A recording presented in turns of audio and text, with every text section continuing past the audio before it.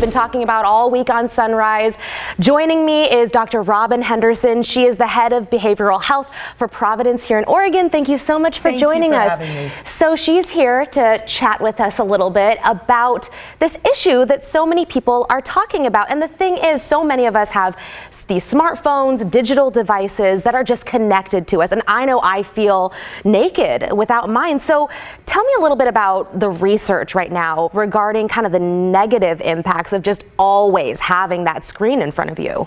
Well, there's a lot of different types of negative impacts. There's the physical impact of this takes away from our time to rest, our time to relax, our time to really just collect our thoughts. That's not there anymore because this thing is always kind of pinging at you and pinging at you. So it's that constant stimulation that has all kinds of physical effects. It also has mental health effects. If you're constantly in the middle of a conversation, and I've had this experience where you're sitting with somebody and they put their phone down on the table and then you hear the zzz, zzz, zzz, and you see they want to look at it, and so you know they're not paying attention to you. Okay. And you as the person who's with them, you're not paying attention either, right? Because you're thinking about who's contacting me right now. Sorry about that. All of these things have effects for all of us. So what we have to start thinking about is how do we begin to stop letting this thing control us and start using it as the tool that we need? Because I hate to tell you this, but it's not going anywhere anytime fast. So what we've got to figure out is how do we use these for good? Yeah, and we have to figure that out because, I mean, there is some research out there that says that teens and adults can use between 9 to 11 hours of screen time a day, basically, and that includes your cell phone, your computer, your laptop, your TV, that kind of thing. And when you're talking about teens in particular, I mean, they're just scrolling Instagram. I mean, adults even scrolling Facebook. I've heard from teens that it can really have a negative impact on your view of yourself, kind of keeping up with the Joneses. You see the highlight reel of everyone else's lives. Well, interestingly enough, some of the most recent research that we're seeing right now took a look at all the body of research about social media use in teens and adults. And here's the interesting fun fact that they found. Social media use has about as much impact on your mental health as potatoes. Oh. I know. That is actually something I did not expect to hear. Well, and here's it, because it's not that you're using it, it's how you're using it. Oh. All of the research currently that we've been able to look at has looked at cat videos in the same way that you're looking at highly charged political videos. So the researchers themselves aren't differentiating between what you're doing on social, they're just looking at the fact that you're on social. So the first thing we need to do is to begin to differentiate and separate. And there are places now starting to do that. BYU recently did the first longitudinal study of social media use. Some of those learnings are really just on the cusp of coming out. But what we have to start to figure out is what are we using social media for and how do we make it that endemic tool? So to your point about 9, 10, 11 hours a day of looking at that, with teenagers in particular, they're in school, what, 6 to 8 hours a day, right? And we're beginning to move away from textbooks and move into iPads. I know when my kids went to middle school, they were handed an iPad, right? Yeah. So they stopped carrying around the 50 pounds of books. Probably gonna, have a really big impact on what. Have you seen those backpacks? Those are really hard to carry. Yeah. So it's kind of smart that we're starting to put this information. Does that screen time count? Is that positive screen time? Is there a difference between positive and negative screen time?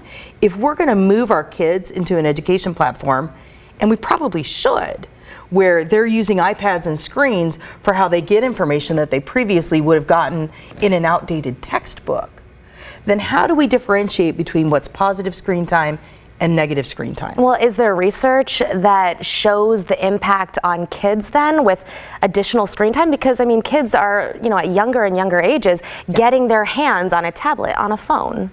There's a lot of research when you look at kids under the age of 12, and you've had some great people on here that I've seen this week talking about, screen time limits, and the American Academy of Pediatrics and folks have set really good guidelines around that in that young space.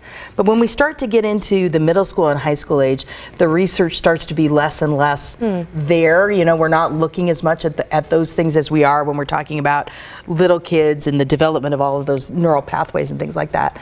Adolescents and even into young adults are still developing their neural pathways. But our ability to control their screen time has changed. One of the things that the Scientific America article pointed out that I found really, really provocative and interesting was back in the day, Socrates believed that when books came along, that would be the death of mankind. Oh, wow. Right? Because that meant that people were less reliant on their memory. And now we're writing things down and in books, so they weren't using their memory to hold information. And what we learned from that, obviously, is that books are, amazing things. Well, the same things happen with every advent of every new technology, including television and the screen time. Television is going to be the death of our society. Our kids are going to get dumber and dumber. And I don't know about you, but the kids who are raised on television, they're actually pretty smart. They're all right. They're running the universe. They made iPhones, right? Yeah. So I think how this looks to us 10 years from now, maybe even 5 years from now, will be different.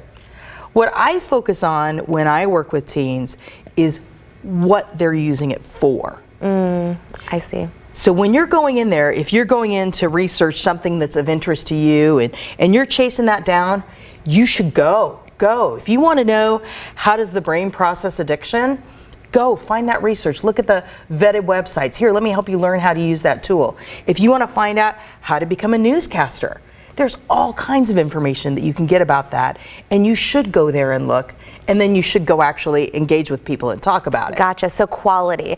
And for Right. all the people who are watching on social media here, on Facebook, wherever you're watching us, please submit your questions. We have Andrew, who's behind our cameraman Jay here, who is looking at all of your comments. So Andrew, you said you have a question, right? We have a question from Cynthia Jones, who is watching. Hello, Cynthia. And she wants to know, what's it doing to your eye health? And specifically, how is that impacting sleep? You mentioned it very exactly shortly in the beginning. So when we're looking at screens all the time, and there's a lot of research on how when you're looking at a screen you need to look up, look away, and look at other types of things. Those are very good practices to adopt. But pursuant to the issue of sleep, when we're in our screen and then we turn it off and expect to be able to fall right asleep, it doesn't actually work that way. No. Because not only are we dealing with the fact that you're getting that after image in your eyes and all of the impacts, and I'm not an expert in eye health, so I'm playing a little bit outside my league here, but I have read some of the research that talks about the impact of the types of lights, the types of emissions that come from those lights, and even if you notice in your own bedroom, when you turn off all the lights, how many ambient little lights are there? There's the green light from the TV, the blue light from the VCR, the light from your clock, and then of course the light from your phone. And if your phone is up and it's alerting all night long, that actually does have an impact on you. And actually, whether you think it's waking you or not, when you look at sleep pattern disruption, those types of things are waking you up. You may not wake up until after the light's gone, and so you don't correlate that. But those types of things have an impact. So there's a lot of good research in sleep hygiene that says, before you go to bed, turn your screens off a good hour before you go to bed, relax, drink some good tea, practice good sleep hygiene that works for you. But if we're expecting that we're going to be able to turn off the latest television program or the latest, social media interaction and just fall asleep like that, that's probably not realistic. Yeah, no, for sure. But at the same time, there are some really great tools, like I think one of them that comes to mind is like Headspace. There are great tools, short Google search can show you great meditation tools that can help you relax. And you're talking, when you say tools, you mean apps, right? I do, I mean Okay. apps. Okay, so people can just search for those apps. Search for those apps. They have guided meditation and other types of exercise that can help train your brain how to relax and sleep. Interesting. See, you're actually talking about continuing to use your phone, but like you kind of mentioned before, it's how you use it. So How you use it. if you're using your phone in a way where it increases, meditation and, rest, decreases anxiety, then that's good. But if you're just sitting there scrolling Facebook, looking at politically charged posts, getting you all amped up, then that can have a very negative effect. Exactly. Interesting. Okay. And please continue to chime in, because again, we have Andrew Dorn, who is behind the camera looking at your posts and questions. And as I said, all week long, we've been doing Digital Detox, and every day we've had challenges that we've posed to our viewers. Today's challenge is, if you can, try to not pick up your phone the first thing in the morning. And already we've had a lot of people chiming in on our social media pages. Looks like, let's see here, Harry DeVore says, I can go without it, presumably his phone, for weeks. Harry, you are better than most of us. Let's see, Katie Rec Gomez saying yes for just the morning, but not for a whole day. I feel you there, Katie, because gosh, all of us, or so many of us rather, I'd say, immediately just reach for that phone, see what you missed. Let me see here. Teresa Kuhn Johnson says, absolutely could not live without my phone. Teresa, I feel like a lot of us can commiserate there. Again, this is on our social media pages. You can comment, you can give your take on our daily challenge, which today, again, is if you can, the next time you wake up, don't reach for that phone. The first thing. All week long, we've been having these challenges. And speaking to the point of not being able to live without your phone, are there other ways? I mean, you talked a little bit about the meditation app, you know, the ways you use your phone. Are there best practices people can do to kind of, you know, step back a little bit from their phone without, you know, using it? I don't know if there's, like, you put it in a different room or something, or? You know, there's a lot of different ways to think about it. Phones now have some different types of settings. For instance, you can put them on Do Not Disturb. And then remarkably, they're there, but they're not going to disturb you, right? Right. So you can have your phone, and if you're in a situation, you know, for me, I work in healthcare, emergencies happen. So I can put my phone in Do Not Disturb, but I also know that in an emergency, somebody could break through. That helps to lower my anxiety because I kind of have that safety valve that says, yeah, I kind of know I need to be on call, right? But I can relax from everybody else but the thing I'm responsible for. That's also big for parents with kids, right? Many of us use things like Find Friends, you know, on iPhone to be able to track our teenagers. If you're not doing that, you really should think about. Not gonna lie, it's a good thing. But it helps us to be able to lower our anxiety about where people are, especially when you're looking at kids for the first time going out and like engaging in sports. You want to make sure that your kid's there. We're all very attuned to where our kids are at all times, because there's sometimes that things aren't necessarily safe, right? So these digital tools can be helpful in that respect, but getting very familiar with the settings that help you control who can access you when can be one very healthy way to deal with it. Another healthy way is to set boundaries on this is no phone time.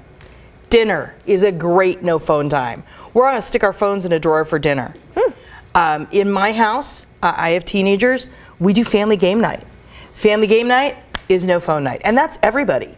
Wow. We're all sticking it in the drawer. That's so funny that you mentioned that, because actually on, I think it was Monday, one of our daily challenges on Sunrise was to put your phone away for dinner. So no phone on the dinner table. And so that's what you do with your family then. That's what we do. We, you know, are we perfect? Oh gosh, no. Sometimes we forget. And sometimes it'll be like, oh, I see you, you're checking your phone, we gotta put our phones away, come on, let's put them down. That's it. You know, but there's also ways to say, how can we use digital for good? So I remember one time I was talking when my youngest was much younger. They were very into gaming. Oh, okay. And when you're into gaming, there's a lot of commentary that happens on gaming. And there was a situation where somebody was being bullied. And when somebody's being bullied in that gaming space, a lot of times kids don't know how to respond. But Billy knew how to respond and went in there and started posting all these positive comments and talking about, you know, all this flood the zone with positivity. Got all these other kids to start flooding the zone with positivity. And I'm like, I don't remember teaching you that, but that's the exact right thing to do. When we see online bullies, and we see them a lot, when we see online bullies, what happens when we engage with them? Well, it's the same thing, yeah.